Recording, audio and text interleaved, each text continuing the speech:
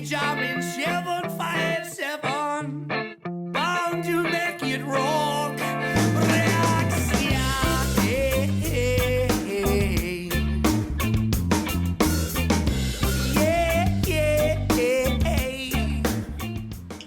What's going on, local? It's Big B here from the Local Virginia, and I'd like to welcome all of you to the very first local expedition. Now, here at the Local Virginia, it may have been a while, but we switched some things around, and we are now dedicated to bringing you everything and anything that's local right here in Virginia. We're going to be doing that starting out with expeditions. Now, every time you tune into one of these episodes, you're going to see something that you may not know have existed right here in Virginia. It may be someplace that you knew about, you just never got the opportunity to see, and we're going to be bringing as much of those things to you as possible and just exploring this great state. And we hope that you guys enjoy it. As we make our explorations throughout Virginia, we're going to be doing so in some local swag. This is our first local swag. It's the Dahoos, which used to be a local band. You should really check them out. They're not around anymore, but their music is absolutely fantastic. You can catch them on YouTube. So go out, support local music, check out the Dahoos. If you got some merchandise or some swag that you want us to wear on a future episode, send it our way, and just message us on Facebook. We'll make those things work. Regardless of the fact, today's very first local expedition is going to be a two-part episode, and it is going to show you Rosewell in Boston, Virginia. Rosewell Plantation was a huge party plantation that was built to just rival the governor's mansion in Williamsburg, and you're going to get into all that in the episode. But be sure to watch both parts, and be sure to get out there and check out Rosewell for yourself. It's a beautiful, beautiful area. From where we are in Norfolk, Virginia at the local headquarters, it's about 46.9 miles away, hour and a half. So without further ado, here's Rosewell. Here with Dr. Brown and the Rosewell Foundation. Dr. Brown, how are you doing today? I am wonderful. Now, Dr. Brown, how long have you been with the Rosewell Foundation? 3 years. 3 years? And what got you involved with Rosewell? Well, Rosewell was actually my retirement job. I retired from over 10 years at the Colonial Williamsburg Foundation, and settling into Gloucester, I was reading the paper, and they were advertising for a part-time visitor center manager, and the hours were appealing because it was only 2 or 3 days a week, and Rosewell closes for the winter season November 1st and reopens April 1st. I'm like, 6 months off, I can do that job. But it has morphed into something far greater than my expectations. And I'm now the executive director at Rosewell, and it is truly a labor of love. Well, we appreciate that labor that you placed into the foundation so far. Now, we understand that Rosewell was built initially by Man Page. And what year did that start?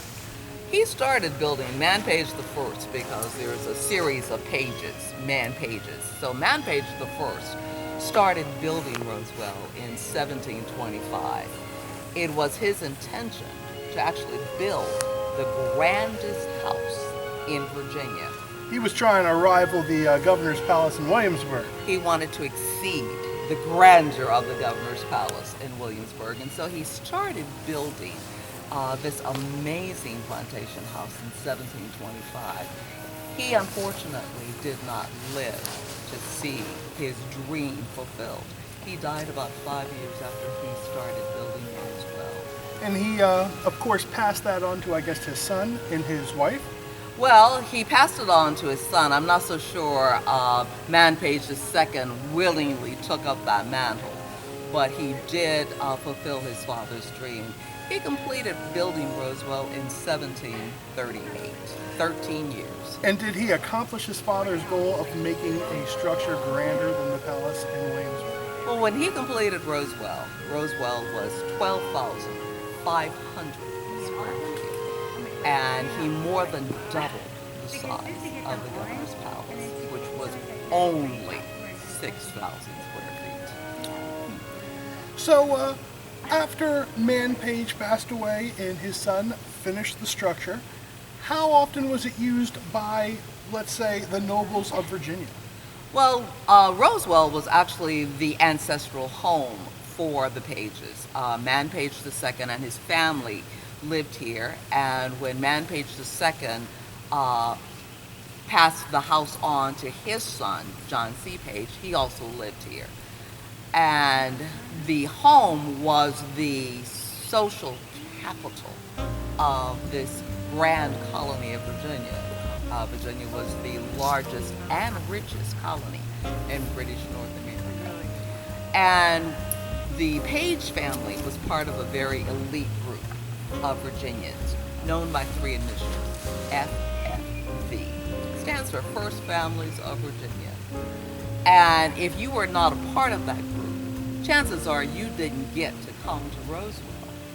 But when the Pages threw a party at Rosewell, it was a party to die for. Now, how far do you think people came to attend a party?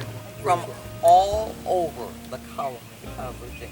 And so if you were going to give a party on October 6th, the invitations would have had to have been issued sometime in March, because you have to plan your trip. If you're coming from the western end of the colony or from the deep northern end of the colony, you need to understand that being the largest colony, parts of Virginia were, the colony of Virginia included what is now known as North Carolina, South Carolina, West Virginia, Maryland, Delaware, Pennsylvania, and Kentucky. So the colony of Virginia isn't just included as part of that little triangular shape that Virginia holds now.